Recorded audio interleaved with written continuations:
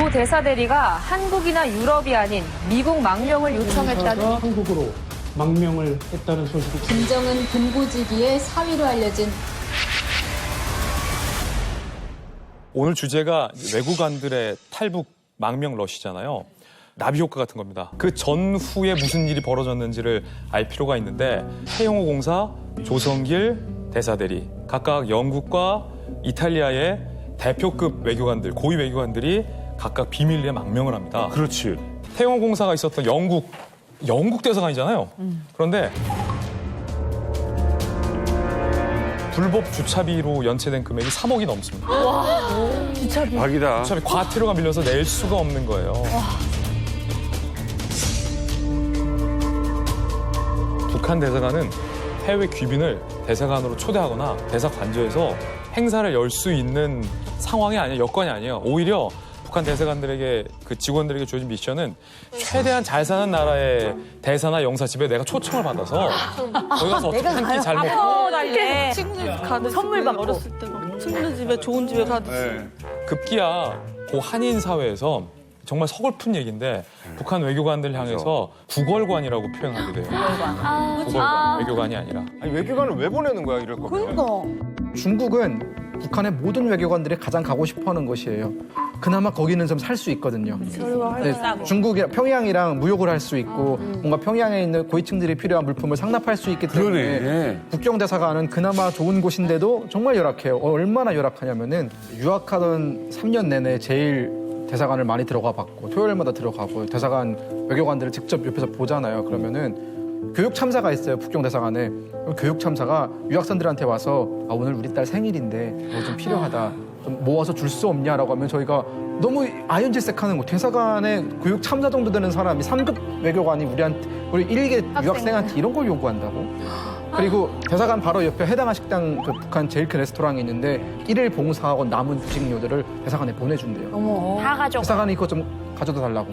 수혜 씨도 알아요, 그거를? 예, 저희 이제 마지막에 이 말까지 이제 그 육수 내려고 돼지 대퇴랑 이렇게 살 좀 붙은 그거를 한 솥을 끓여요. 오. 그걸 다 달라고 해요. 고기 육수 볶고 난 거 고기를. 뼈다귀, 예. 그리고 또 제가 스케일이 굉장히 컸던 곳 하나 조사했는데 베트남에서 외교관 신분으로 그 나라에서 차를 구입하게 되면 세금이 면세입니다. 면세. 예컨대 절반가량의 벤츠를 사요. 그리고 정상 벤츠보다 더 비싸게 팔아요. 자, 그럼 여기서 의문점. 베트남 현지에 돈 많은 사람들은 그냥 자기가 벤츠 사면 되지. 왜 비싸게 북한이 산 차를 살까? 그건데 외교 번호판까지 붙여서 줘요. 그러니까 이렇게 외교관들이 왜 이렇게 동원이 되냐면 외교 여권을 가지고 있으면 좀 남들보다 쉽게 장사를 할 수 있다고 하거든요. 그러니까 우선 어떤 행동을 해도 체포되거나 감옥에 들어가지 않는다. 맞아, 들어가고. 대사관에 막 못 들어가니까. 두 번째로는 이분들이 영리 활동은 법적으로 금지가 돼 있지만 연쇄 특권이 있습니다. 그래서 일수에 많이들 동원이 되시고 네. 또 아까 잠깐 말씀드렸던 그 외교 행랑 같은 경우도 출입국 심사에서 자유롭기 때문에 네. 뭐 시리아나 쿠웨이트 이런 데 계시는 그런 중동 지역 외교관분들은 그런 외교 행랑에다가 뭐 돈 이렇게 숨겨서 운반하는 경우도 있고 그렇다고 하더라고요. 그래서 최근에 김정은 총비서가 가장 신경 쓰고 있는 망명한 외교관이 있다고 합니다. 바로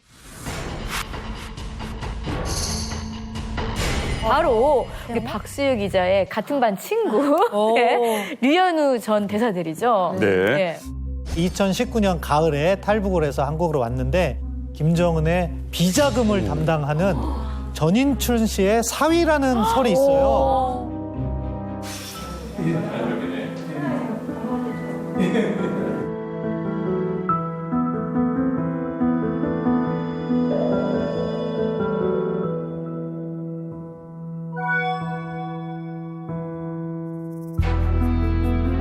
현재 파견부에 있는 북한 외교관들이 생활이 매우 열악합니다. 2019년에 외교관들이 월급을 받지 못한 게 8개월 혹은 1년까지도 월급을 받지 못한 대사관들이 부지기수였어요. 그때. 뭐 대사관 임대료도 지금 못 내는 그런 형편이 있는데 뭐 외교관들한테 월급 주는 거는 상상이나 하겠습니까? 이분들에게 지불되는 그 주택 임대비 자체도 다 잘렸습니다. 밖에 있던 그런 외교관들도 다 이제 대사관 안으로 다 들어와라. 그래서 대사관 안으로 들어와서 이제 칸막이를 다 판자로 칸막이를 하는 거예요. 세상에. 그 방을 만들어놓으라고. 예, 그렇게 인위적으로 만들어서 가족 뭐 4세대, 5세대가 이렇게 모여서 삽니다. 그렇게 지금 요량한 상태에 있습니다.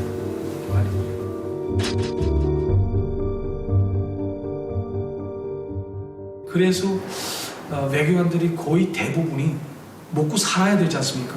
그렇기 때문에 불법 장사를 하게 되어 있습니다. 그러니까 아프리카 나라들에서는 대체로 그 코뿔소, 뿔, 소각이라고 하죠. 그거하고 그 상아 팔다가 성공하면 좋은 거고 불법 장사를 했다고 해서 그것이 경찰에 단속이 돼서 언론에 노출이 되면 뭐 김정은의 대외적 권위를 훼손시켰다, 뭐 국가의 위상을 떨궜다 하는 그런 죄목 아닌 죄목을 가지고 뭐 소환이 돼서 강제로 그 다음에 뭐 비판서를 쓰고 또 6개월 내지 1년 동안 농촌에 나가서 혁명화를 합니다. 아이고야. 아니, 돈이 없는데 이 사람들이 당장 먹고 살아가야 될 사람들이 외교관들이 그 장사를 하는 게 이 장사가 기본 잘못이 아니지 않습니까? 현재는 그걸 조장시킨 당국이 잘못이지. 예, 저는 그렇게 봅니다. 근데 저는 영상을 보면서 너무 놀란 게 외교관이라 하면 저는 항상 어릴 때부터 반에서 공부 제일 잘하고. 그치. 네, 그리고 우리가 정말 열심히 꿈의 직업이 외교관이에요. 막 멋있게 살잖아요. 다 막 부러워하면서 막 그런데 세상 외교관이 판잣집에 산다는 게 전 너무 놀랐거든요. 왜 이렇게 사정이 어려운 건가요?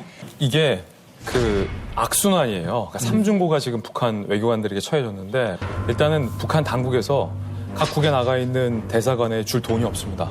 예산 자체가 없으니까 각국에 나가 있는 대사관이 자급자족을 해야 된다. 이게 바로 생활고 문제. 여기에 플러스 생활고 플러스 이 외국에 나가 있는 북한 외교관들은 또 외화벌이를 해야 돼요. 소위 본국으로 상납을 해야 됩니다.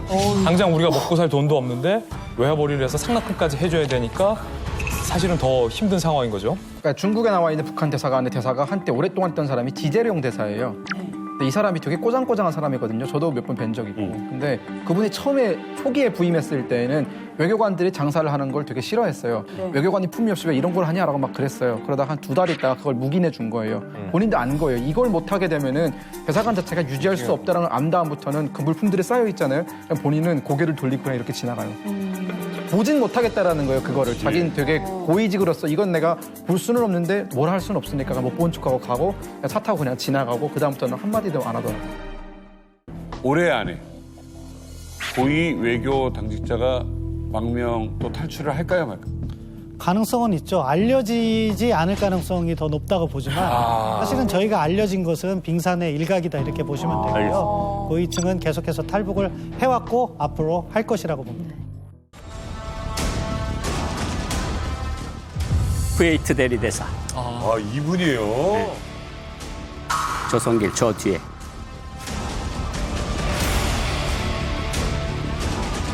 아 전 세계가 들썩인 태영호 대한민국 만세! 홍순경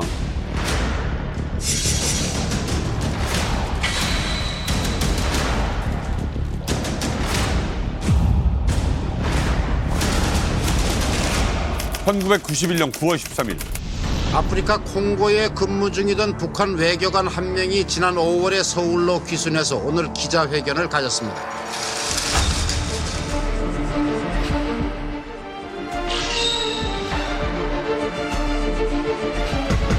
와 진짜 지적이게 생겼네요. 인텔리 딱.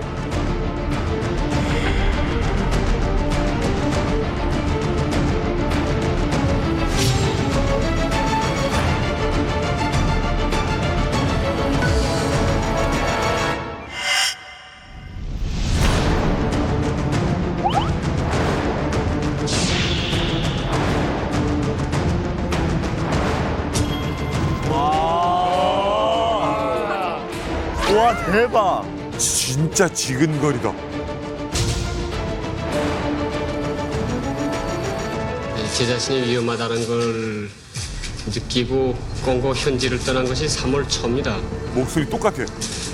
이제 3월 초에 떠나서 동료의 도움을 받아가지고 무사히 어쨌든 빠져나와가지고 5월 초에 서울에 도착했습니다. 와, 근데 사투리를 하나도 안 쓰시네. 와. 군기가 좀 들어있는 것 같은데. 첫 번째 망명자 고영환. 고영환 그는 누구인가? 연필을 제가 준비했습니다. 고씨, 고영환. 다들 평양 출신인 줄 아셨겠지만 자강도 강계 출신. 맞습니까? 특출난 성적에 평양으로 뽑혀 올라온 수재 중의 수재. 맞습니까? 그건 아닙니다. 평양 외국어 혁명학원 불어과에서 전국에서 4,000명이 모였는데 50대 1의 경쟁률을 뚫고 4,000명 중에 80명 안에 들어가서 합격. 맞습니까? 외국어학원 7년, 외대 5년, 실습기간 1년 반을 거쳐서 정식 외교관에 임명. 이후 아프리카 콩고 민주공화국을 시작으로 무려 80여 개국을 다니며 북한을 대표하는 외교관 생활을 했고요. 심지어 김일성뿐만 아니라 김정일의 불어 통역사로도 근무를 하셨습니다. 맞습니까? 네, 맞습니다. 진짜 궁금한 게 아니 김일성하고 김정일 통역이면요. 사실 어떻게 보면 엄청 가까운 자리에서 통역을 해야 되잖아요. 사실 그러다 보면 어떻게 긴장이 돼가지고 떨리거나 이래가지고 통역을 잘 못하지 않나요? 제가 한 번 잠깐 말씀드린 적이 있는데 첫 통역을 하는 날, 김일성 통역을 하는 날. 심장 너무 떨릴 것 같아요. 그냥 심장이 제 귀에는 심장 뛰는 소리밖에 안 들려요. 쾅쾅쾅쾅쾅쾅 하는데 근데 딱 김일성이 눈앞에서 우리 진 교수님 앞에쯤 쯤이 딱 나타났는데 엘리베이터 탁 열리면서 혹이 보이는 거야. 그러니까 수령님도 사람이다. 사람이고. 아니 이거 혹을 모르셨어 있는 게? 그거 안 보여주고 그렇게 그런 이 건- 사진이랑 맞아요. 북한 사진에 인체 나온 적이 없어요. 그리고 우리가 평양 외국어 혁명학원이라는 거 다닐 때 김일성을 봤는데 그때는 사진대에 다 올려 세운 다음에 왔으니까 김일성이 완악해 보일 때죠. 그러니까 그렇게 못 봤는데 진짜 보니까 이게 덜렁덜렁하니까 심장 소리가 저절로 잦아들더라고요. 김일성이가 처음 만났을 때 내가 이렇게 인사 90도로 했거든요. 그러니까 새놈이네. 원래 한 사람이 있었는데 내가 김일성이 말이니까 그냥 그렇게 말할게요. 새놈이네. 그래서 일단 인사를 했더니 왜 불화하는 놈들은 이렇게 빼빼 말랐어. 그러더라고. 그래서 죄송합니다 수령님. 빼빼 말른 것도 잘못했어요. 죄송합니다. 마른 교회 죄입니까? 됐고 뭐 잘 잤나 물어봐. 그래서 뭐 수령께서 잘 잤는가 물어본다고 그렇게 했더니 잘 잔다고 그랬더니 이야기를 했어요. 근데 그 다음 날 저한테 뭐가 온 줄 아세요? 김일성이 선물이 왔어. 홍삼 10뿌리. 홍삼 10뿌리. 살찌라고. 홍삼 전달식까지 한 거 아니에요. 위대한 수령님의 선물 전달식을 외무성 당위원회에서 김영남이랑 같이 한간돼서 분명 홍삼 10뿌리. 조선시대. 이 홍삼을 고영환 동무에게 보냅니다. 조선민주주의인민공화국 주석, 조선중앙위원회 정비서 김일성 선물. 그러다가 뭐래? 이제 빨리 인사드려야지. 수상화. 수상화 인사하고. 수령님, 장군님 고맙습니다. 얼마나 말랐으면은. 야 아니 고영환 박사님이 또 이렇게 1호 수발 들다가 또 이렇게 현타 온 순간이 또 있었다고. 제가 그 외교부에 있을 때 이제 많은 나라 다녔어요. 근데 87년도에 김일성 생일 4월 15일 김일성 생일 75주년입니다. 외교부가 세 개의 방향으로 대표단을 파견을 해요. 동남아, 그다음에 아프리카, 그다음에 사회주의 나라. 난 아프리카 나라를 가는 대표단을 갔는데 이제 김일성의 교시가 뭐냐면 내 생일날에 10여 명 정도는 와서 칭찬을 해야지. 본인을 칭찬으로 오라고요? 자기를 이제 치하로 생일날에. 생일 초대. 근데 생일 초대를 했는데 앞만 봐도 아프리카국밖에 올 데가 없는 거야. 그러니까 이제 우리한테 중임이 떨어진 거예요. 그래서 여러 나라를 쭉 다녔는데 그 콩고 인민공화국이라는 데를 갔어요. 그래서 외무상 만나고 국제비서 만나고 자, 우리 수령님 초청하신다. 강국희 대통령. 그랬더니 중국 방문 예견돼 있으니까 4월 달에 갈 수 있을 거다. 가서 만났는데 뭐 한마디로 그거예요. 뭐 생일날에 무슨 내가 거기 가서 그렇게 내가 한가한 사람이냐. 명분이 있어야지. 그렇지. 그러니까 뭐 순전히 생일 그거냐. 그러니까 또 외교관들 말을 해야지 어떻게든 실현시켜야 되잖아요. 어렵다. 당신네 뭐 여러 가지 경제적 문제들도 있을 거고 그 수령님한테 부탁하면 될 거다. 그랬더니 우리 소련이랑 잘하고 있는데 뭐 어쨌든 난 바쁘다. 그리고 끝내 못하고 이거 뭐야 이게 망신스러워서 견딜 수가 있나 이거. 그래도 한 나라의 외교관이고 당미 정보대표단으로 갔는데 너 생일놀이 같은데 갈 생각 없어 이러면 뭘 알겠어요 거기서. 진짜 모양 빠져. 모양 빠지지 진짜. 근데 거기서 이제 마다가스카르라는 나라에 이제 갔어요. 콩고는 실패. 아홉 나라가 남았어. 마다가스카르는 아직 9나라가 남아 있습니다. 마다가스카르라는 나라에 가서 라치라카 대통령이라는 사람 만났는데 대통령 궁 주변에 남아공 비행기가 들어오면 막는다고 고사총 14.5mm 고사총 한 개 대대를 북한군이 지원해줬고 거기 장교가 북한군이에요. 그러면 일자 지금 바로 들어갈 수 있네. 네, 그래 가야지 물론. 그러니까. 또 갔는데 이 말 저말 하다가 그러면 내가 가겠는데 수령님께서 비행기만 좀 보내주면 마다가스카르에서. 마다가스카르에 비행기 오고 가는 거 하면 내가 간다. 그럼 왔어요 대사관에. 전문을 보내야 되잖아. 전문 보내는데 외무성에서 전화가 왔어. 그래서 갔어 또. 오다가 중국도 들렸다가 파키스탄 들리면서 뭐 히말라야 산맥도 좀 보고 뭔 소리를 하고 있는 거야 갑자기 이게. 동남아 순회 공연을 하고. 외출 가는 김에 다 둘러보겠다. 그거 보고 파리에 가서 쇼핑도 좀 하고 그래야 되겠다. 근데 이게 말이죠. 목록이 길어지잖아 점점. 이건 수령님이 반대하실 거다. 그럼. 김일성이한테 하니까 다 들어주라 그러라. 통 크게. 뭐야? 그리고 뭐 그 사람들 가는데 뭐 프랑스랑 들리고 가니까 그 해당 지역 통역들 뭐 한 명씩 뽑아보내고. 그래가지고 라치라카 대통령이 김일성 생일 축하를 갔는데 그때 우리가 갔던 나라 중에서 4개 나라가 성공을 했어. 그래도 뭐 아프리카국에서 제일 큰일 했죠. 그러니까 이게 사정을 해서 이게 웃기잖아. 생일인데 돈은 많은데 북한에서 올 친구가 없어. 이렇게 외국인들이 정말 막 피부색이 까맣고 막 머리색이 노란 사람들이 와서 막 영광 김정일 이러면 우리 수령님은 정말 우리나라에서만 왕인 게 아니라 세계에서 정말 인정받는 세계 위인이구나라는 생각을 한단 말이에요. 그러니까 목적인 그렇지 중요한 거지. 김정은도 맨 먼저 한 게 요즘만 보는 거야. 그래. 그런 게 이제 해외에 인증을 받았다 이런 게 유명한 거지. 이 고 박사님 같은 또 이제 외교관들의 또 피땀 눈물 그리고 그 돈으로 이뤄낸 그 선전 영상 함께 보시죠.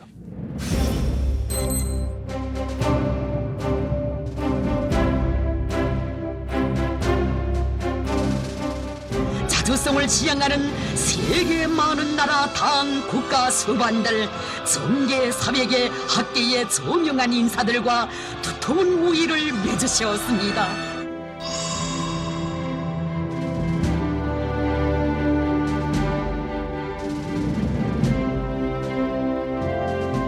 위대한 수령님에 대한 경고의 마음은 세계 수많은 나라와 국제기구들로부터 받으신 최고 훈장과 메달, 명예 칭호와 지성 어린 선물들에도 뜨겁게 오려 있습니다.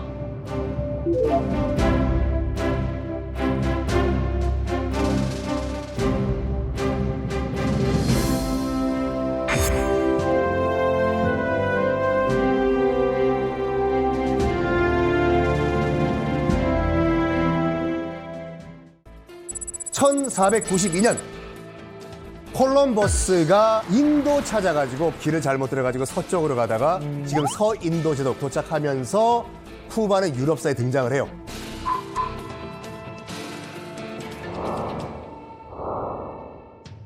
(1800년대) 초반에 나폴레옹이 유럽을 휩쓸러 버리죠.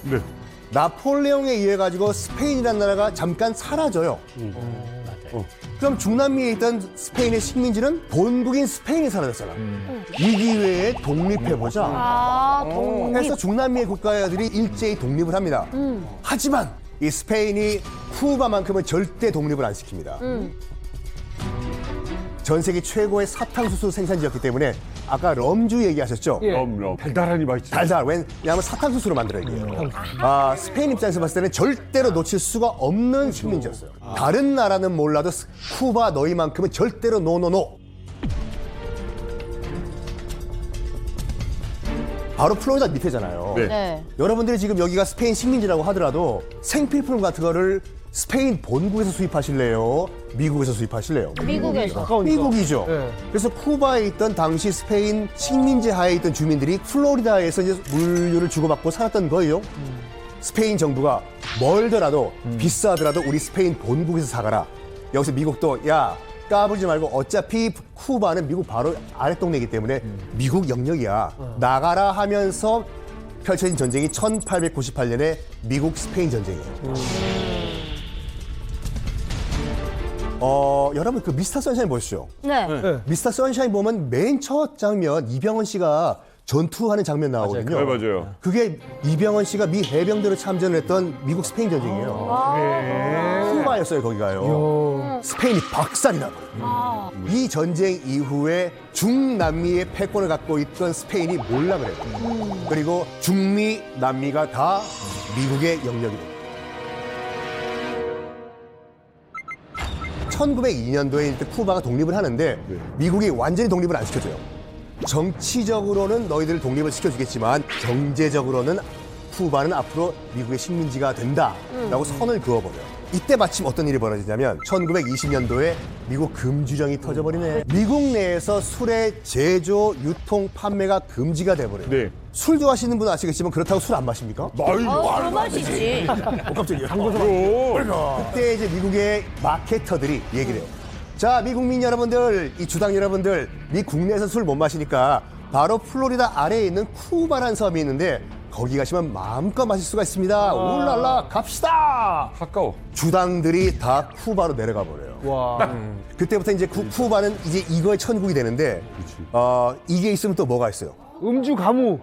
그렇죠. 그러면서 쿠바가 향락의 도시가 돼버려요.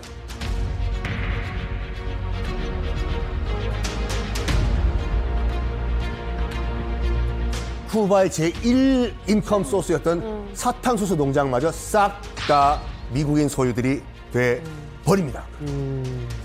이런 가운데 1952년도에 폴헨시오 바티스타라는 인물이 쿠데타를 일으키면서 쿠바의 정권을 잡아요. 내가 정권을 유지하기만 해준다면 나는 미국에게 무조건 딸랑딸랑 하겠다. 이 양반은 정말로 쿠바에 있던 모든 것을 싹 다 미국에 갖다 팔았어요. 빈부격차 극으로 달합니다. 당연히 미국 아웃, 양키 고홈이 나오겠죠. 이런 가운데 한 인물이 등장해요.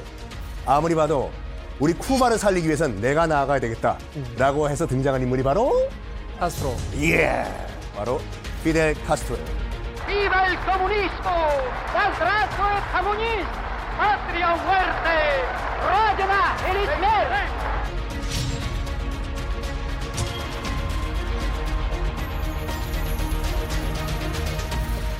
그 피델 카스트로 양반은 우리 할아버지하고 굉장히 친했던 사람입니다. 예.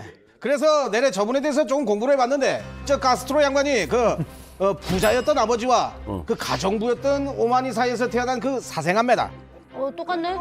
열심히 공부해서 변호사까지 된 아주 훌륭한 사람. 변호사가 됐음에도 불구하고 약간 집안 내력이 좀 아쉽지 않습니까? 그래가지고 약간 반골 기질이 있었어요. 그래서 바로 1953년에 몬카다라고 하는 쿠바 군 기지를 습격을 해요. 이거는 군사 반란입니다. 정부 군 기지를 피델 카스트로 변호사가 철컥 무장을 하고 덮친 거예요. 와, 이거 그럴 수가 있어요? 철컹철컹 잡혀요. 원칙대로 하면은 국가 전복죄로 얘는 사형이에요. 네. 근데 장인어른이 바티스타 정권의 또 고위직이었어. 웬만하면 우리 사회 좀 빼주지 그래. 해가지고 장인백으로 풀려납니다. 아니 그러면 장인이 한번 살려줬잖아요. 내 운명이 이건가 보다 하고 넘어가야 될 거 아니에요. 그렇죠. 우리 피델 카스트로는 그런 인물이 아니었습니다. 어차피 내가 쿠바 안에서는 내가 혁명을 못 이루기 때문에 다른 곳으로 건너가자라고 해서 어디로 가냐면 슈 멕시코로 건너가고. 근데 여기서 멕시코에서 피델 카스트로가 평생 동지라고 생각했던 한 인물을 만납니다. 체게바라. 바로 체게바라. 아르헨티나를 떠나가지고 아르헨티나 나라보다 더 못 사는 나라들이 많았거든요. 거기에 이제 혁명을 도와주다가 이제 멕시코까지 건너간 상태였어요. 네. 그때 망명 생활하고 있던 피델 카스트로를 만난 거죠. 이야. 실제로 인사를 이렇게 해요. 난 변호사인데 혁명을 일으켰다가 실패해서 멕시코로 왔다. 체게바라는 나는 의사다. 사람을 고치는 게 아니라 세상을 고치고 싶다. 동지여! 이야! 그러니까 피델 카스트로가 얘기를 해요. 내가 지금 동지들을 모았는데 별로 안 된다. 100명이 안 된다. 80몇 명밖에 안 되는데 우리 80몇 명 가지고 우리 한번 쿠바 한번 뒤집어 엎을까? 젊었어요. 80명 가지고 뒤집어 엎자. 라는 놀라운 생각을 해요.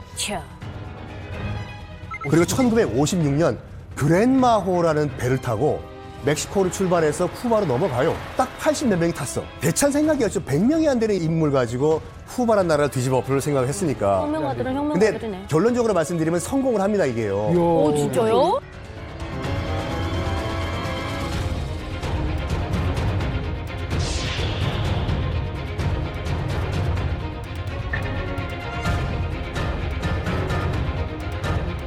(1959년 1월) 드디어 쿠바 혁명을 성공시킵니다. 이 순간까지는 피델 카스트로가 한 번도 자기는 공산주의자다라고 얘기를 한 적이 없어요. 근데 뭐냐면 내가 이 쿠바의 민심을 내 쪽으로 돌리기 위해서는 뭘 해야 되겠냐. 미국에게 빼앗겼던 카지노, 호텔, 사탕수수 이런 것을 빼앗아서 다시 민중들에게 돌려주자. 그러기 위해서 뭘 해야 되냐? 토지개혁. 이것들을 싹 다 국유화해야 돼. 미국 정부라면 열 받아야 안 받아요? 완전 얼마 지어봤죠. 이것들이 미쳤나죠. 바로 160km 앞에 있는 미국이 우리의 철천지 원수가 됐어요. 그러면 우리가 살기 위해서 뭘 해야 된다? 소련에 붙어야지. 미국의 원수와 손을 잡자.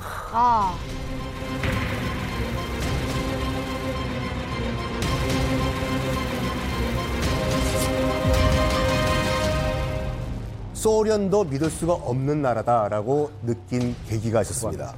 바로 62년도 쿠바 미사일 위기. On the island of Cuba, unmistakable evidence has established the fact that a series of offensive missile sites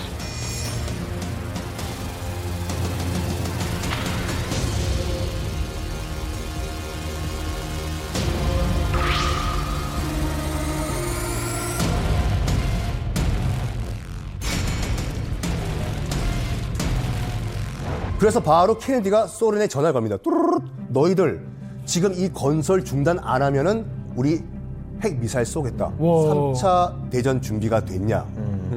소련 입장에서 봤을 때도 여기서 물러나면 체면이 말이 안 되잖아요. 일단 못 먹어도 거라.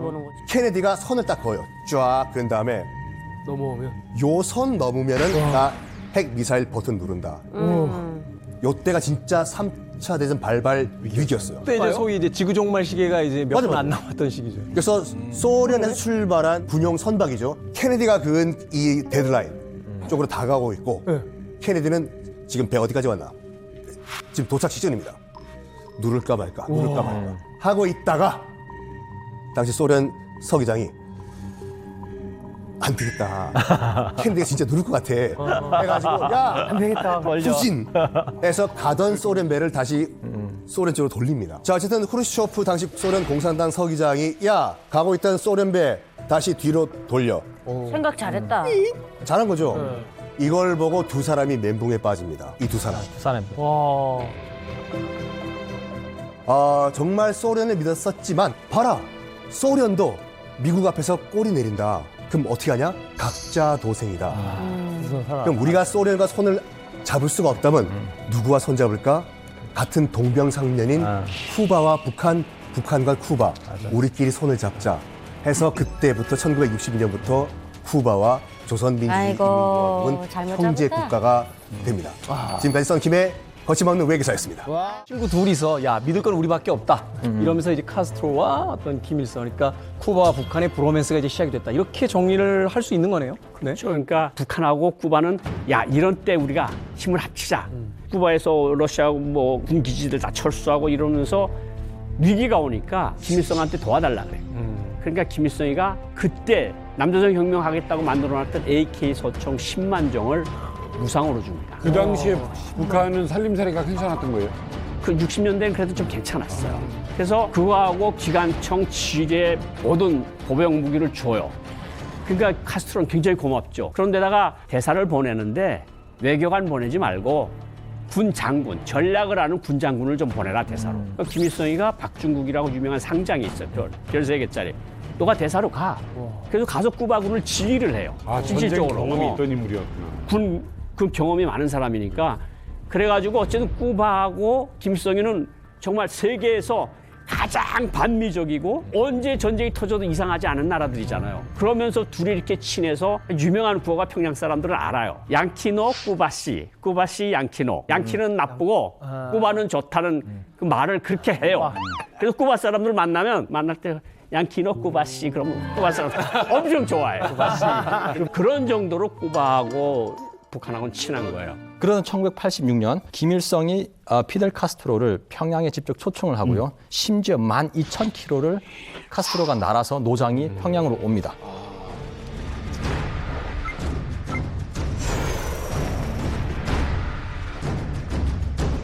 김일성 동지께서는 쿠바의 당 및 국가수반 피델 카스트로 동지와 뜻깊은 상봉을 하셨습니다.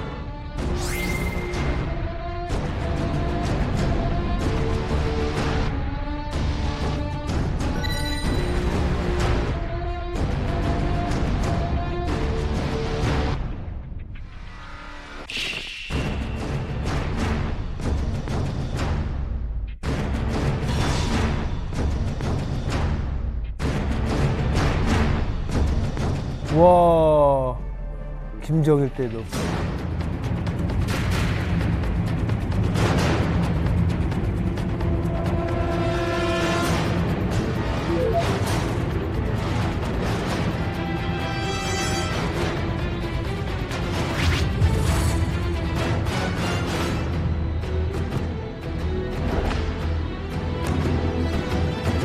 저기 86년도 사진인데 김일성이는 카스트로한테 공화국 영웅 훈장을 줘요. 저기 제가 평양 외교부에 있을 때 왔던 거거든요. 근데 어느 정도로 둘이 그랬는가? 개천군 가감리라는데 1월 18일 기계 공장이 있어요. 이게 지하에서 만여 명이 기술자 노동자들이 군수품을 만드는 공장이에요. 10,000명이 지하에? 10,000명이 지하에. 여기 이제 탱크 엔진, 잠수함 엔진, 경비함 엔진 같은 거, 미사일 엔진도 거기서 만들었어요. 그 공장을 지하 공장을 김일성이가 카스트로를 데리고 들어간 거예요. 근데 김일성이가 그때 무슨 이야기를 했는가 하면 우리나라 정치국 위원들도 여기 들어와 본 사람은 거의 없다. 당신은 외국인으로서 처음인 게 아니라 우리나라 간부들 중에서 당시 처음으로 내 이 공장을 보여준다. 그럴 정도로 카스트로가 감개무량을 한 거죠. 우리 무력이 바깥에 나온 건 별로 없어 보이지만 우리는 이렇게 강한 군사력을 가진 나라다. 이런 걸 보여주고 카스트로가 거기 감명을 받아서 우리 두 나라 사이의 친선관계를 더 발전시키자 이렇게 나옵니다. 외교적으로 상징적으로도 북한에게 쿠바라는 나라가 갖는 중요성은 중국 다음이라는 얘기가 있습니다. 그만큼 북한한테 중요한 나라라는 건데 사실 북한과 쿠바의 우정은 김일성 시절에 이미 시작됐고 그 이후로 또 아들인 김정일 역시 만나가지고 우애를 나누기도 했고요. 그리고 1997년에는 그때가 어떤 때입니까? 고난의 행군 때지 않습니까? 극심한 경제 난 속에서도 북한 청년 500여 명 세계 청년 학생 축전이 벌어지는 쿠바로 또 보내기까지 했었거든요.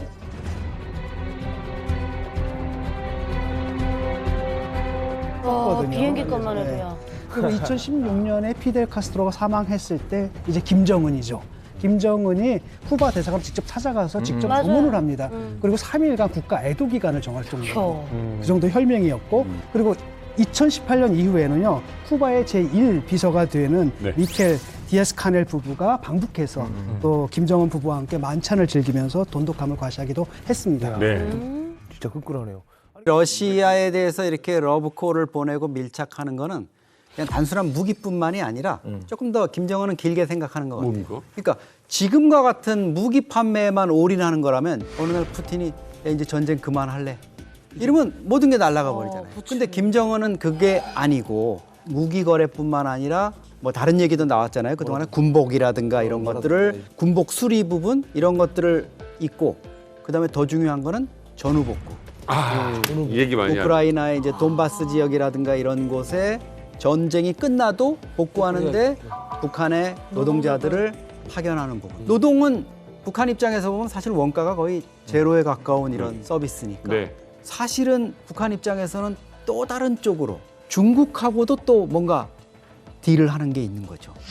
푸틴하고 지금 너무 가까워지고 있어요. 막 시진핑 입장에서는 아니 내가 보낸 특사를 저렇게 홀대할 정도로 아무리 우리가 뭐 무기 같은 거 사줄 게 없다고 이렇게 하는데 김정은은 거기에다가도 지금 사인을 보내고 있어요. 지난 8월 24일 날 베이징에 있는 북한 주재 대사인 리용남이가 네. 관영통신에다 글을 하나 실었는데 제목이 이거예요.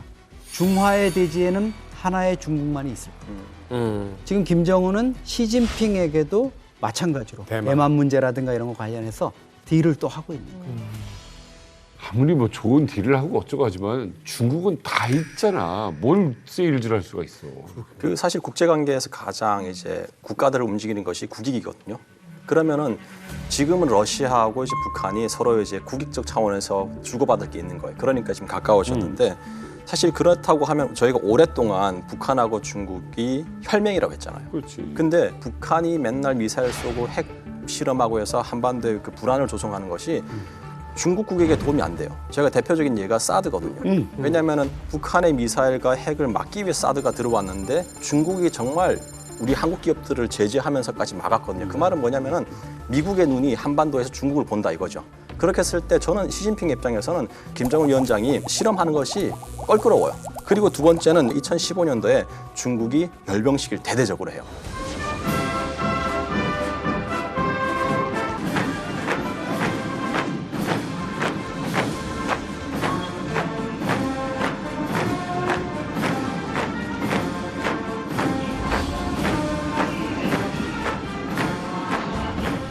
북한에서는 최룡해, 지금의 북한을 공식적으로 대표하는 대표자인데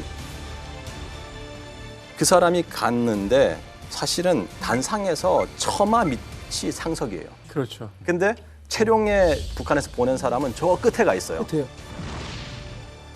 천안문 누각 밖에 세워놓고 홀대를 했어요. 북한과 중국이 아무리 혈맹이라 해도 자기들의 이익에 맞을 때는 가까워졌다. 그리고 그 이익이 안 맞으면 또 이제 벌어지는 거죠. 사실은 북한도 중국을 믿지는 않는다는 거 아니에요? 그럼요. 네.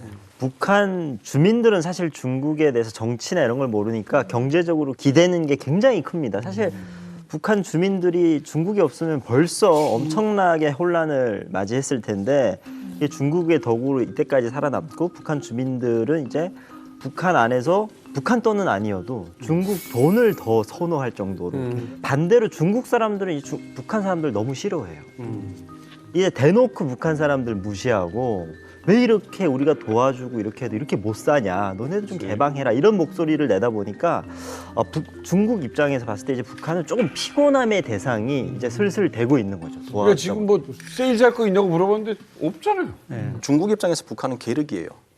이게 버리기는 아깝고 또 취하기는 또 그렇고 그렇죠. 사실은 우리가 북한이 없어지면은 중국이 가장 우려하는 것이 미국하고 한국의 동맹이 국경까지 올라오는 거거든요. 여기 저는 하나 더 첨언하고 싶은 것이 북한의 난민들이에요. 북한이 유사시 붕괴됐을 때 중국이 가장 신경 쓰는 게 국경 안전 문제거든요. 그런데 북한 사람들이 북한이 붕괴되면은 대한민국으로 올 수가 없는 것이 지뢰가 너무 많아요. 38선에. 근데 그렇다고 보면은 당연히 이제 중국으로 가는 거죠. 그러면은 치안이라든지 여러 가지 문제들이 많아지게 되는 거죠. 중국 시진핑 주석 입장에서는 좀 고민이 될 거예요. 왜냐하면 최근에 이제 캠프 데이비드 한미일 정상회의도 보면은 북한 핵 문제, 미사일 문제만 가지고 막 얘기할 줄 알았는데 그건 그냥 일부예요. 일부고 나머지는 뭐 인공지능이 어떻고 뭐 투자가 어떻고 IRA가 어쩌고 이런 거 하는데 이게 북한이 도발하는 거는 좋은데 점점 이럴수록 한미일이 똘똘 뭉쳐가지고 그렇지요. 점점 압박을 하고 주일 미군 기지가 어떻고 뭐 대만 문제와 관련해서도 이제 중국의 입장을 압박해서 들어오고 이러니까 이 고민이 보통이 아니란 말이에요. 근데 김정은이 지금 이 판을 흔든다? 이거 철없이 뭐 10월에 가가지고 또 위성 쏜다 그런다? 이거 참 난감한 거. 아니 근데 원래 그 김정은이 초창기에 중국의 시진핑이 되게 싫어했던 걸로 알고 있거든. 되게 언론에서도 싫어하는 티를 팍팍 냈단 말이에요. 근데 요즘 들어서는 방문도 하고 북한을 그러는 거 보면 마음이 많이 바뀐 것 같아요. 왜 갑자기 시진핑의 마음이 이렇게 바뀐 거예요? 여기서 또 판매왕 김정은의 면모가 드러납니다. 우리가 장사꾼을 이야기할 때 작은 장사꾼은 물건을 파는 장사꾼이고 그렇죠. 큰 장사꾼은 사람의 마음을 얻는 장사꾼이라고 했잖아요. 그러면 이 시진핑하고 푸틴이 원하는 게 뭔지 그것을 알아야지 마음을 얻을 수가 있거든요. 그렇죠. 일단 푸틴은 간단합니다. 무기입니다. 지금 막 정말 조금이라도 무기가 필요할 때 무기를 주면은 당연히 마음을 얻을 수 있죠. 그런 식으로 푸틴의 마음은 샀고 이제 시진핑하고 중국이 남았는데 그쪽은 옛날부터 원하는 게 딱 하나 있어요. 완벽한 중국. 완벽한 중국이 되려면 대만을 그걸 시켜야 되죠. 대만을 점령을 해야 되는데 여기서 문제가 터집니다. 대만은 중국의 땅이다. 언제가 됐든 간에 우리가 회복해야 될 땅이라고 이야기를 합니다. 자기네들 말로는. 그럼 전 세계에서는 이게 사실 말이 안 되는 얘기예요. 그래서 맹비난을 하죠. 미국은 당신네들이 그렇게 나오면 우리는 군사 원조를 할 수밖에 없다. 대만에 군사 원조를 할 것이다 라고 이야기를 합니다. 그런 상황이 벌어지자 8월 4일 날 김정은이 중앙 통신 담화를 통해서 미국의 군사 원조는 중국의 내정에 대한 간섭이자 중국 주권과 안전에 대한 엄중한 침해다라고 발표를 해요. 그러니까 나는 시진핑 당신 편이야를 완벽하게 공표를 해버리는 거예요. 줄 쓴 거네요. 완전히 내 마음은 당신 마음과 같소라고 줄을 섰죠. 중국은 북한을 절대 포기 못하는 것이 방금 아까 말씀하신 것처럼 미군과 압록강 두만강에서 살을 맞대긴 절대 싫어요. 그 1950년 10월에 이제 이른바 중공군이 참전했지 않습니까? 봐봐요. 중화인민공화국이 언제 건국했냐면 1949년 10월에 건국이 됐어요. 마오쩌둥이. 그때 마오쩌둥의 최우선 과제는 뭐냐면 대만 침공이었어. 장에서 도망갔잖아요. 대만을 우리가 점령해야지 완벽한 우리가 통일을 이룬다. 대만을 침공하고 있었거든요. 근데 그때 마침 한반도에서 전쟁이 났어. 여기 결단 내려야 돼. 대만을 먼저 침공할 것인지 아니면 압록강에 먼저 파병할 것인지. 심지어 마오쩌둥이 대만도 포기하고 파병을 해준 거예요. 그만큼 북한은 중국 입장에서 봤을 때 포기 못해요. 이거는 극동의 새로운 신냉전 시대가 펼치는 게 아닌지 사실은 세계 최강국들의 사파전 속에 이제 한국과 북한 과연 이게 김정은이 애초에 처음부터 예상했던 그림이었을까요? 김정은이라고 지금 이거를 뭐 위에서 이 강대국 틈에서 위에서 내려다보고 전략을 짠다? 생존 전략을 짠다? 이거는 아닐까요? 지금 죽기 살기로 아마 가는데 지금까지는 운이 나름대로 좋았다. 그러니까 우크라이나 전쟁이라는 이 변수가 북한의 입지도 넓혀주고 김정은 입장에서는 상당히 게임이 이제 엑사이팅해진 거죠. 즐길 수 있는 이런 상황이 된 거고 김정은한테 지금 물어보고 싶어요. 너는 시진핑 형이 좋아? 푸틴 형이 좋아? 지금 이 시점에서. 여기 계시네요. 여기 계시네요. 김정은한테 지금 물어보고 싶어요. 너는 시진핑 형이 좋아? 푸틴 형이 좋아? 지금 이 시점에서. 여기 계시네요. 여기 계시네요. 다 좋아. 다 좋아. 이거. 아마도 속마음은 드디어 대통령 면담 대한민국 역사적인 유행 가입.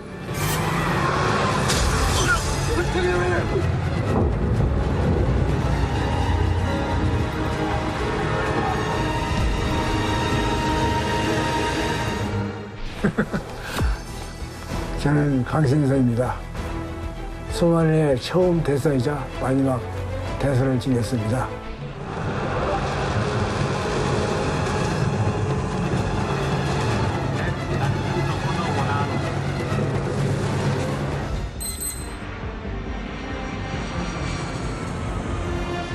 공항에서 강신서 대사가 북한 김용수 대사 일행을 처음 만납니다. 그래서 강 대사가 북한 대사에게 찾아가서 반갑습니다. 대한민국 대사입니다. 라고 하니까 처음에는 이 김 대사가 퉁명스럽게 아이고 이 난리통에 여유가 넘칩니다. 그래 넥타이도 매시고 비아냥거리면서 이제 인사를 받아친 거예요. 그런데 시간이 조금 흐르니까 북한 상황이 급변한 거예요. 북한이 기대했던 구조기는 오지 않았던 겁니다. 물론 대한민국 대사도 구조기를 타는데 실패해요. 덩그러니 두 대사관 직원들이 공항에 남아 있는데 강 대사가 북한 대사에게 돌발적으로 물은 거예요. 인도주의적인 측면에서 김 대사 이제 어떡할 겁니까? 그러니까 북한 대사가 그제서야 갈 곳이 없습니다. 솔직하게. 북한 대사관이 습격돼서 이 사람들 데리고 북한 대사관으로 다시 돌아갈 수가 없습니다. 이제 그제서야 두 대사가 속내를 터놓고 처음 만난 자리인데 대사가 이야기를 한 거예요. 그러니까 강신석 대사가 순간 고민을 엄청 많이 했을 거 아니에요. 아무리 동포지만 북한 대사관 직원을 지금 한국 대사관에는 식량도 없어요. 그리고 오늘 털릴지 내일 털릴지 한국 대사관 직원들의 신변도 보장하지 못하고 우리도 탈출할 수 있을지조차 불분명한 그 상황에 공항에 들어서자마자 애들도 웃음소리가 아유 이런 위험한 상황에 이게 무슨 소리냐. 어떤 그 북한 애들이 거기서 술에다 껴고 있더라고. 그것은 뭐 아무것도 모르니까 그 공항에 그 대합실에 뭐 의자들 많잖아요. 그걸 왔다 갔다 해서 술래새끼 뭐 그걸 하고 있더라고. 북한 대사관 직원 어린애들. 어린애들이 그걸 보니까 참 가슴이 어떻게 보면 뭉클하다고. 저 어린애들은 참 아무것도 모르고 이렇게 위험한 상황에서도 이렇게 천진난만하게 놀고 있구나. 저 자들은 어떻게 할 것인가 북한 사람들이 이런 생각이 싹 들더라고. 야. 그래서 강 대사가 김 대사에게 그러지 말고 김 대사 우리 집으로 갑시다. 대한민국 대사관으로 갑시다. 라고 제안을 하고 이야기가 시작되죠. 강신석 대사가 했던 인터뷰 가운데 정말 가슴 아팠던 게 뭐냐면은 일단 애들이 있고 이제 그 부인들이 있지 않습니까? 딱 이 생각을 했대요. 만약에 내가 여기서 이 사람들을 무시하고 그냥 가버리면 부작위에 의한 살인이다. 그러니까 부작위라는 것은 내가 충분히 도와줘야 되는 상황인데 그냥 무시하고 가는 거거든요. 그렇게 할 수는 없다. 그래가지고 차를 보내가지고 그 북한 인원들을 태워서 한국 대사관으로 들어옵니다. 자, 어쨌든 정말 그 라이벌 관계에 있던 이 외교관들이 드디어 만났습니다. 첫날 밤 아무 일도 없었을까요?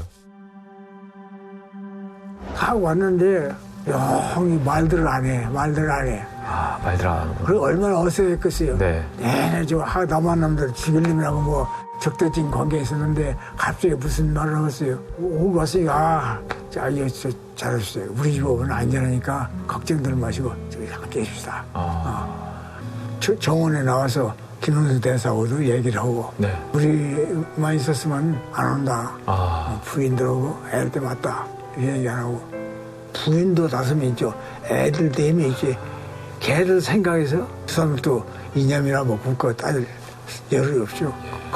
야, 북한 사람들도 이렇게 어떤 휴머니티가 있구나. 이대로보다는 자기 와이프, 아이들 이걸 좀 보약하구나. 그게 인간 아니에요, 그게? 간 사람들도 그냥 아빠였던 거예요. 외교관도. 강 대사가 느꼈던 남자들만 있었으면 여기 안 왔을 겁니다. 라는 말 속에는 다 있죠. 힘든 우리의 사정을 이해해 주셔서 감사합니다. 라는 말이 느껴졌던 거예요.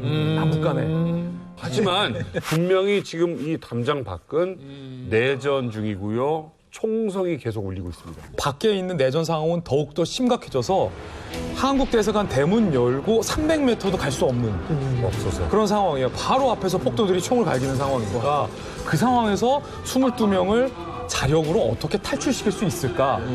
이게 강신석 대사의 그때 최대 고민이었던 거예요. 그때 평소 강 대사와 친분이 있었고 그때 상황에서 아직 모가디슈에서 그래도 현지에서 영향력을 발휘하고 있었던 이탈리아 대사관을 강 대사가 떠올립니다. 근데 여기서 큰 문제가 생깁니다. 강신석 대사가 시카 대사, 우리 대사관에 북한 사람 14명도 와 있다. 합해서 22명 탈 수 있는 부족이 자리 좀 내달라 라고 요구하니까 시카 대사 입장에서는 너무 난감한 거예요. 야, 아니 우리 이태리 관련된 교민들 아직 다 대피 못 시켰다. 그리고 우리 대사관 식구들도 아직 대피 못했다. 8명은 태워줄 수 있대. 근데 북한 사람들은 버리고 가라. 그때 강신석 대사가 생각할 고민할 겨를도 없이 시카 대사의 거의 바짓자락을 붙잡았다고요. 울면서 야, 우리가 동포고 저기 애들이 4명이나 있는데 우리가 이 사람들 버리고 가면 이 사람들 여기서 다 죽는다. 내가 오라고 해서 의자 들여다 놓고 나만 빠진다는 것이 이게 할 일이냐. 그건 인간으로서 나서는 일이다. 우리 21명이 다 태워달라. 아주 간청을 했지, 빌었지 뭐. 어떻게든 다 함께 가야지. 함께 가야겠죠. 그런 참 기대를 했었어요. 그러니까 내가 참 죽자 살자 부탁하면 뭐가 되지 않겠는가? 부재를 못하더라도 다른 방법으로도 우리를 좀 도와주지 않겠느냐 그런 생각을 했어요.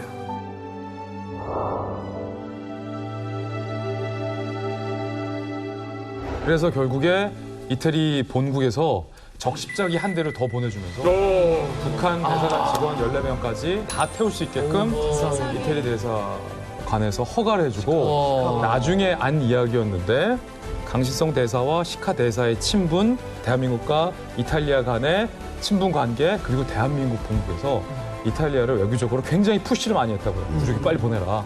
이런 것들이 좀 버무려져서 극적으로 부족이를 보내주겠다는 허가를 받고 다시 총성을 뚫고 한국 대사관으로 돌아갑니다. 근데 이와 똑같은 시각에 이제 우리 강 대사가 이탈리아 대사관을 찾아가서 막 그렇게 읍설을 하는 동안에 북한의 김용수 대사도 가만히 대사관에 앉아만 있지는 않았습니다. 자기들 딴에도 뭔가를 해봐야겠다라는 그렇지. 생각을 가지고 북한이랑 당시 친하게 지냈던 이집트 대사관을 찾아갑니다. 이집트 대사관에 가서 우리가 이런 상황이다. 이집트에 있는 북한 대사관에게 빨리 연락을 좀 해달라. 그리고 이집트에 있는 한국 대사관에도 연락을 좀 취해달라. 한국 대사관이랑 우리가 같이 있는데 이 사람들은 상당히 상황이 어렵다. 그러니까 우리만 소식을 전하지 말고 한국 사람들한테도 이 소식이 꼭 전달이 될 수 있도록 좀 노력을 해달라. 멋있다. 야, 이상하게 벅차다. 하나가 됐네. 이상하게 벅차다.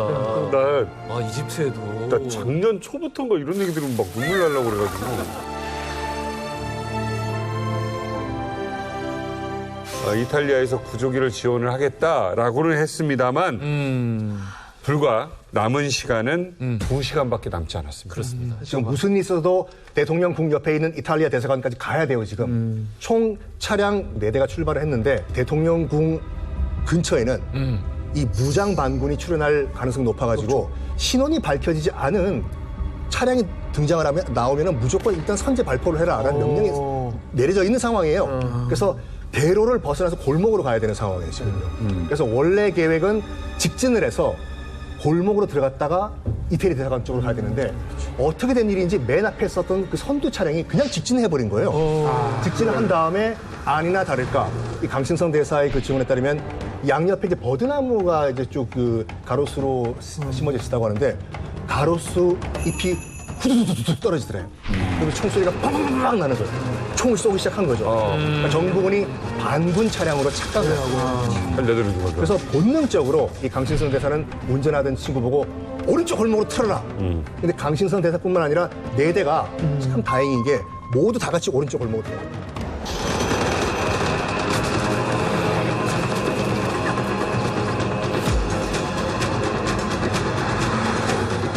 결국에는 이탈리아 대사관에 4대가 다 도착을 합니다.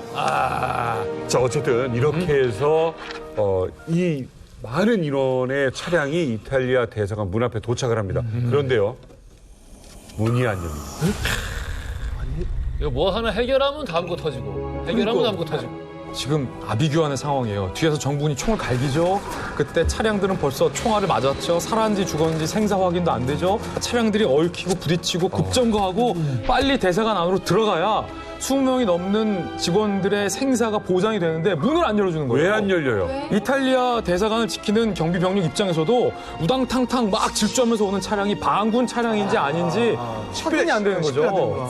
절체절명의 상황, 강신성 대사가 품에서 무언가를 꺼냅니다. 강 대사가 태극기를 꺼내서 정말로 눈물이 나요. 간절하게 흔드는 거예요. 왜냐하면 그 상황에서 총성 때문에 들리지도 않는데 코리아 디플로머시 앰베서더 강신성 해봤자 들리지가 않는 겁니다. 혹시 100기 아니었어요? 영화에서는 100기로 나왔는데 제가 그래서 강신성 대사님한테 물어봤어요. 100기입니까? 태극기입니까? 재차 물었는데 강 대사는 분명하게 내가 흔든 건 태극기였다. 그뿐만이 아니라 강신성 대사가 흔드는 태극기를 뒤에서 누군가가 정말로 급박하게 뺏어간 거예요. 강 대사가 깜짝 놀라서 뒤를 쳐다봤는데 나만 남았어. 나는 그 책임이 있어야 혼자 남아서 막 태극기를 흔들었지. 내 키가 몇 좁잖아요. 머지않아서 뻥쩍 뛰었단 말이야. 그래서 막 소리를 지르는데 누가 뒤에서 태극기를 싹 뺐더라고. 그래서 막 그러고 그래서 고련 디플로마시 왔다. 그래서 막 흔들더라고. 북한 직원이 태극기를 흔들면서 코리안 디플로마시라고 외쳤어요. 태극기는 그 탈출하자는 함께 뭉쳐서 탈출하자는 그 절망한 심정을 절규하는 게 테리 그대로 탈출할 테니까.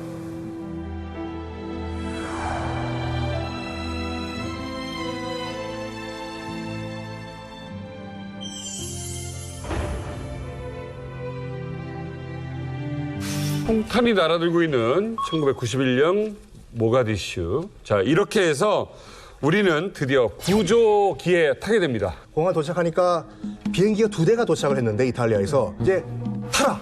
명이 떨어졌어요. 그때 이제 타러 가는 순간 갑자기 지진이 난 것 같은 큰 소음이 들렸다고 해요. 이게 뭔 일인가? 딱 뒤를 돌아보니까 200명 가까운 소말리아 국민들이, 주민들이 숨어 있었던 거예요. 활주로에 돈을 내고. 그래서 남북 간 그 대사관 직원들이 한 사이에 200명이 넘는 소말리아 주민들이 우르르 뛰어가서 먼저 타송기를 타기 시작한 거예요. 완전 재난 영화네. 재난 영화예요. 그래서 일단 어떻게든 탔어요. 이 비행기가 이 모가디슈 공항에 착륙해서 이륙까지 10분이 안 걸렸대요. 요 8분 9분 안에 다 타야 돼. 다 타야 돼. 200명 그 소말리아 주민들과 함께. 일단 비행기 떴어. 근데 그때 이제 그 기내 방송에서 기장이 이제 방송을 했대요. 노스 코리안 엠베서더랑 사우스 코리안 엠베서더 이러시시라고. 이러셨는데 두 사람 탄 거 맞냐고. 각자 인원 파악하라고. 파악을 해보니까 마침 다 탄 거예요. 아이들까지? 아이들까지. 전원 탈출 성공한 다행이네. 우리가 여기서 한 가지 주의에 좀 눈여겨볼 점이 북한 대사관 무전수가 그 이태리 대사관 정문에 도착해서 문을 여는 그 순간에 정부군의 총에 맞아서 사망합니다. 무슨 말씀이세요? 아까 무전이 다 탔다고 했잖아요. 그 무전수가 안타깝게도 이제 운전을 하는 과정에서 유탄을 이제 심장에 맞고 즉사는 안 해요. 그러니까 딱 총을 맞았다라고 옆에 있는 사람한테 얘기를 했다고 해요. 근데 딱 뒤에 보니까 이제 아이들과 여자가 타고 있었습니까? 여기서 핸들 놔버리면 찬 전복되는 거거든요. 그래서 300m만 더 가면 이탈리아 대사관이에요. 그래서 죽을 힘을 다해서 앞에까지 간다고 합니다. 근데 이제 이탈리아 대사관 안에서 이제 사망을 하는데 돌아가신 이 무전수 혼이라도 이제 그 고국으로 돌아가라 해가지고 이제 우리식만의 장례식을 합시다 이런 말을 했다고 합니다. 근데 그 소리를 듣고 이제 강신성 대사는 이제 북한 대사관끼리 이거 장례식을 해야 될 것 같아 해서 살짝 빠졌는데 이제 김용수 대사가 빠지고 있는 강신성 대사의 손을 딱 잡고 같이 하자고. 그래서 남북한 대사관 직원들이 함께 서가지고 우리 민족끼리의 장례식을 마친 다음에 2번 다 큰절을 했다고 하죠. 이렇게 해서 정말 살얼음판 같은 곳을 탈출을 해서 북한 외교관들은 대한민국까지 와서 헤어지게 되는 겁니까? 아니요. 케냐 문바사 공항으로 갔습니다. 예? 왜 글로 가요? 왜냐면 케냐는 괜찮았으니까 내전 상황이 아니었고 이제 소말리아에서 가까웠으니까 케냐 문바사 공항에 가서 거기서부터는 왜냐면 우리 뭐 영사관도 있었고 각자 이제 알아서 헤어질 수 있으니까. 그런데 그때 강신성 대사가 케냐 문바사 공항에 딱 도착했을 때 김용수 대사에게 이렇게 말했어요. 우리 친구들 한 4박에 함께 있었는데 하룻밤도 잔다고 어떠냐. 그러게요. 고생하지 마시고 그 호텔 편히 쉬었다 하룻밤 풀어줬다 가라. 왔는데요.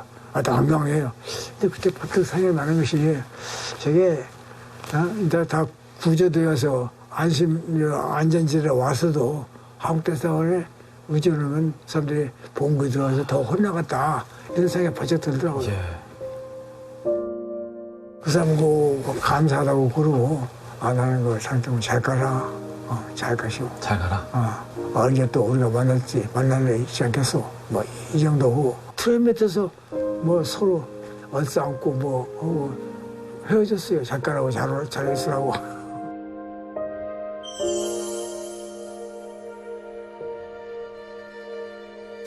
굉장히 정이 많이 들었고 안부도 궁금했을 거고 하룻밤이라도 조금 더 같이 있고 싶었을 거예요.